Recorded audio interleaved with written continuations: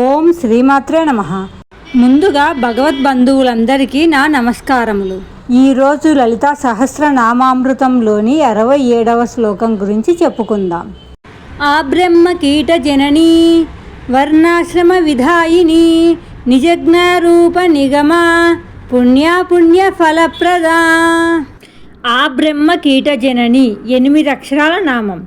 ఇక్కడ ఆ అంటే వరకు అనే అర్థం. సృష్టికర్త అయిన బ్రహ్మదేవుడి నుండి అతి తక్కువ ప్రాణం కలిగిన కీటకం వరకు ఈ విశ్వంలోని సమస్త జీవరాశులను కన్న తల్లి ఆ తల్లి లలితాంబిక.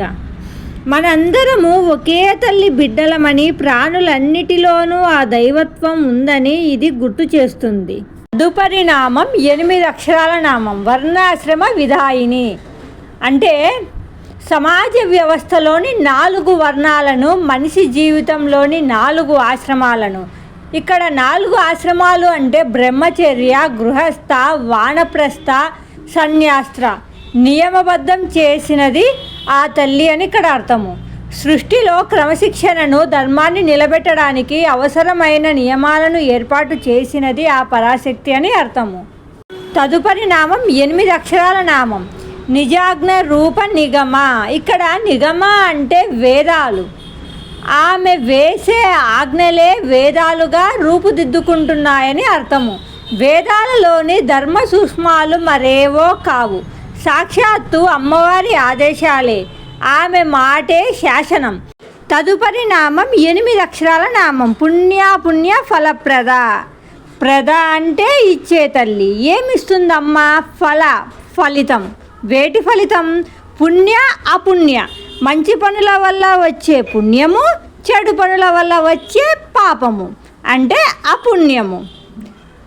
మనం చేసే మంచి పనులకు, చెడు పనులకు వాటికి తగిన ఫలితాలను ఇచ్చే తల్లి. ఆమె నిష్పక్షపాతమైన న్యాయాధికారిని. మన కర్మల ఫలం ఆమె చేతుల మీదుగానే మనకు అందుతుందని ఇక్కడ అర్థము.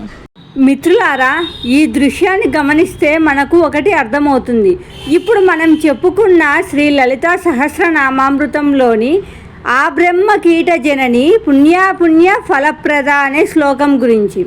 అంటే బ్రహ్మదేవుడి నుండి అతి చిన్న కీటకం వరకు ఈ సృష్టి అంతా ఆ తల్లి స్వరూపమే. మనం చేసే పూజ, మనలో ఉండే భక్తి ఆ తల్లికి చేరువైనప్పుడు ఆ తల్లి తన ఉనికిని, కరుణను ఏదో ఒక రూపంలో మనకు చూపిస్తుంది. ఆ గుర్తులు కేవలం ఆకృతులు మాత్రమే కాదు, ఆ జగన్మాత మన ప్రార్థనలను ఆలకిస్తోందని, మనల్ని గమనిస్తోందని చెప్పడానికి ఒక నిదర్శనం. ఆ తల్లి ఆశీస్సులు మనందరిపై ఉండాలని కోరుకుందాము.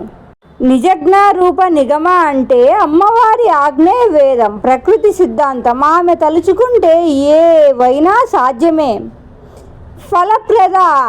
మనం నిష్కల్మషమైన మనసుతో పూజిస్తే ఆ తల్లి ఏదో ఒక రూపంలో తన ఉనికిని చాటుతుంది. ఇంతటితో 67వ శ్లోకం సమాప్తం. రేపు 68వ శ్లోకంతో మీ అందరి ముందరకు వస్తాను. అంతవరకు సెలవు. ఓం శ్రీమాత్రే నమః.